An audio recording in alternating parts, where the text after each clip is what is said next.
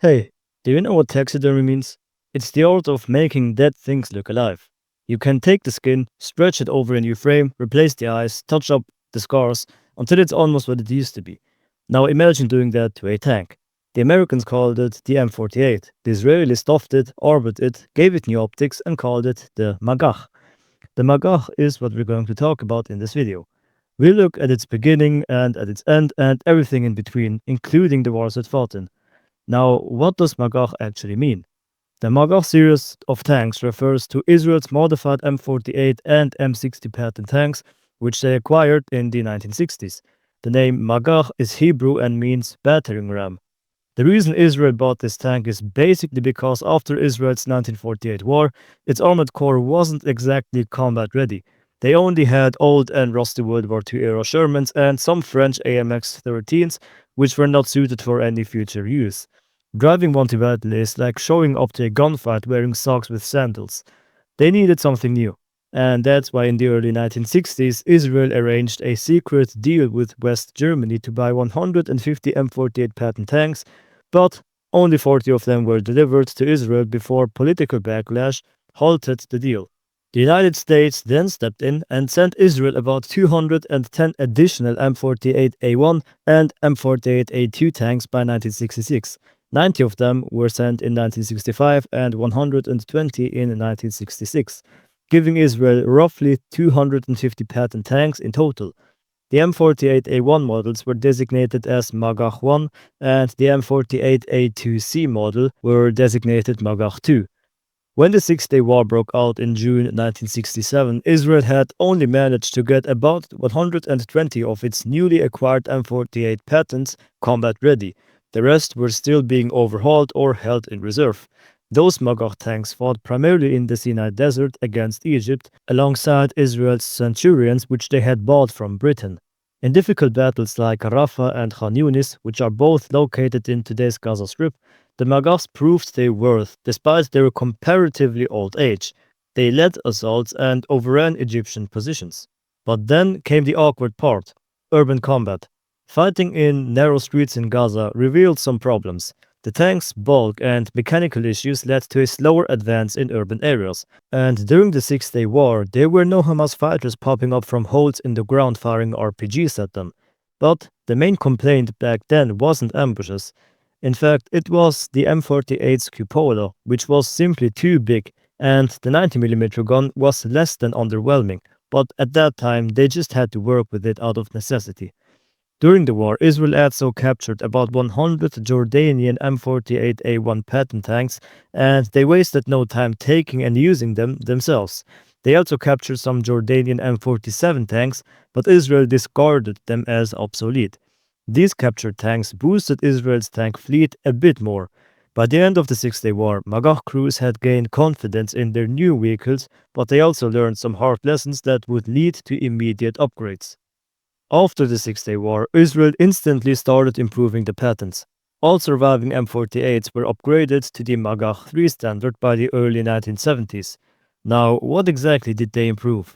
Well, first, they ripped out the original 650 horsepower gasoline engine and replaced it with a 750 horsepower Continental diesel engine. Then they ditched the old 90mm pea shooter in favor of the British 105mm L7 cannon. If you're keeping track, yes, that's the same gun used on the Centurion because you don't always have to reinvent the wheel. The absurd American turret cupola, which really looked like someone glued a birdhouse onto a tank, got replaced as well for a low-profile Israeli design called Urdan. The Israelis found it much more practical. All these upgrades gave the Magach more firepower, crew safety, and reliability, which was great timing because history has this nasty habit of checking your homework. By 1973, Israel had about 540 upgraded Magach 3 tanks in frontline units, along with another batch of 150 new M60A1 Pattons from the US. Many older M48s were also converted to Magach 5 tanks, which were similar to the Magach 3, with the difference that they were based on the M48A5 chassis. Thanks to these efforts, by the early 70s, the IDF's Pattons were all diesel-powered and upgunned, ready to face the next Jew hunt. In October 1973, the Yom Kippur War broke out and put Israel's Magach fleet to a brutal test. When the war started, Israel fielded 540 Magach tanks, the majority of which were M48A3 Magach 3 tanks with 105mm guns, as well as M60A1 Magach 6 tanks. They faced a massive surprise attack by Egypt and Syria. In the Sinai, Magach units fought desperate defensive battles against Egyptian forces with Soviet tanks and infantry armed with also Soviet anti-tank missiles. The Magach tanks themselves performed pretty good, but they still suffered heavy losses. By the end of the Yom Kippur War, only about 200 out of 540 tanks remained operational, from 540 down to 200. And that wasn't because they forgot to change the oil. One major reason for this was the Patton's design. The turret had flammable hydraulic fluid in the front. When a shaped charge or missile hit it, this fluid could ignite and turn the tank into an inferno. Israeli crews paid a heavy price because a penetrating hit often meant a catastrophic fire. Some IDF soldiers joked that Magach was an acronym for Movil Gviyot Charuchot, which is Hebrew for charred body carrier. Israeli tank crews were burned severely by these fires. Some survived, some didn't, and that's why they had to do something about it. But not everything in the Yom Kippur War was a disaster. On the positive side for them, the Magach 3's 105mm gun turned out to be a very persuasive argument against Egyptian T-54s, T-55s, and T-62 tanks. They also found the diesel engines to have better endurance than the old gasoline engines. But after the war, Israel urgently sought to fix the Patton's vulnerabilities. The first fix was preventive. Switch out the turret's flammable hydraulic fluid for something less explosive. Like literally anything else that doesn't burn instantly. They also looked at adding a plique armor and other protections. But there was also a problem with numbers. While improving their leftover tanks, they also needed to replace the huge tank losses from the war.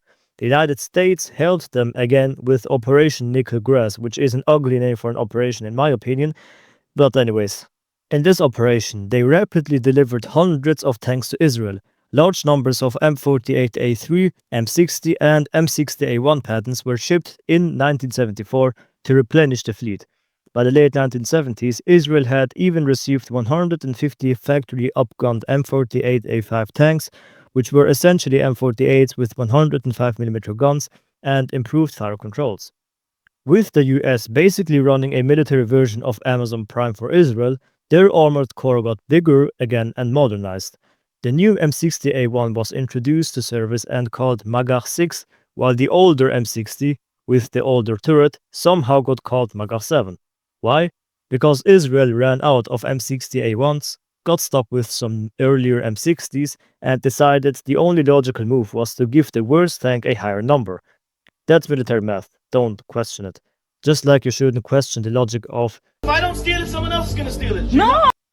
In any case, by the end of the 70s, Israel had hundreds of M60 series tanks, and from 1980 to 1985, the US again supplied 300 additional M60A3 tanks, which featured better electronics.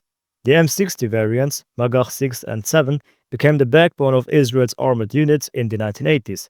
Israeli crews appreciated the M60's improvements, like a stabilized gun and better sight, but they still wanted to improve these tanks further. That's why upgrade programs were introduced for the Magach 6 and 7. Both of them got the Urdan low-profile cupola to replace the original commander's hatch, which is a change carried over from the Magach 3. Many tanks also got better fire control systems, for example the Magach 6B, which got a ballistic computer and laser rangefinder. Later the Magach 6B variant, aka Gal Batash, had improved armored skirts and a more powerful 905 horsepower engine. Likewise, the Magach 7 series, which were upgraded M60s, were fitted with additional passive armor blocks on the turret front and glasses for better protection. By the early 1980s, Israel had squeezed just about every possible upgrade out of the Patton platform. These tanks were as advanced as a Cold War Patton could get, which was perfect timing because the next war was about to happen, but this time not as a surprise. In 1982, Israel invaded Lebanon to fight forces of the Palestinian Liberation Organization, aka PLO. This sparked the 1982 Lebanon War, which the Israelis called Operation Peace for Galilee, which is a very polite name for an invasion. The Magach tanks went into battle alongside the newer Merkava tanks. Interestingly, just before the war started, Israel had fitted explosive reactive armor to its Magach 6 and 7 tanks. This Israeli-developed Blazer ERA consisted of bricks-like charges on the hull and turret that could pre-detonate incoming anti-tank rockets and missiles by exploding outward on impact. It was the first use of ERA on tanks in combat, and it saved many crews. Magach tanks covered in ERA proved much more survivable against Syrian AT-3 Sagar missiles in Lebanon. Battles like Sultan Yaqub saw columns of Magach 6 tanks engaging Syrian tanks. While the engagement was costly on a tactical level because several Magachs were lost and even captured, the ERA and good tactics prevented an outright disaster. Fun fact: one Magach 3 tank from that battle was even captured and ended up as a war trophy in a Soviet museum, but was eventually sent back to Israel in 2016. Overall, during the invasion of Lebanon, the Magachs performed pretty good, but the newer Merkava tanks, which made their debut during that war, got most of the attention. The 1982 war proved the value of the Magach upgrades. Better engines, fire control, and ERA protection allowed these older tanks to hold their own on a modern battlefield. By the mid-1980s, Israel had begun deploying its own self-made tank, the Merkava, as the new frontline main battle tank. The Merkava series steadily replaced the Magachs in active service over the following decade. Still, for a time, Magach tanks remained the bulk of the armored corps. Throughout the late 80s, most Israeli tank brigades were a mix of Merkavas and Magachs, and the Magachs continued to be upgraded to keep them battle-ready. The final iteration, the Magach 7C, had a visibly different angular turret mantlet and improved armor, trying to squeeze every drop of protection out of the Patton design. However, technology was moving on, and it was clear that the Patton chassis had reached its limits. After 1990, the Magachs were gradually relegated to reserve units and secondary fronts. By 2006, all Magach tanks in regular frontline units had been replaced by Merkavas. Some Magach tanks soldiered on a bit longer in reserve or training roles, but even those have since been phased out. A few Magach 7Cs reportedly remained in storage into the 2010s, but they saw little action. Today you can find Magach tanks in museums. That was it for this video. My advice for you would be to watch my video about the history of the Israeli Merkava tank if this interests you. And by the way, if you want access to a ton of resources about tanks and other vehicles, feel free to check out my Patreon. And I will see you next time.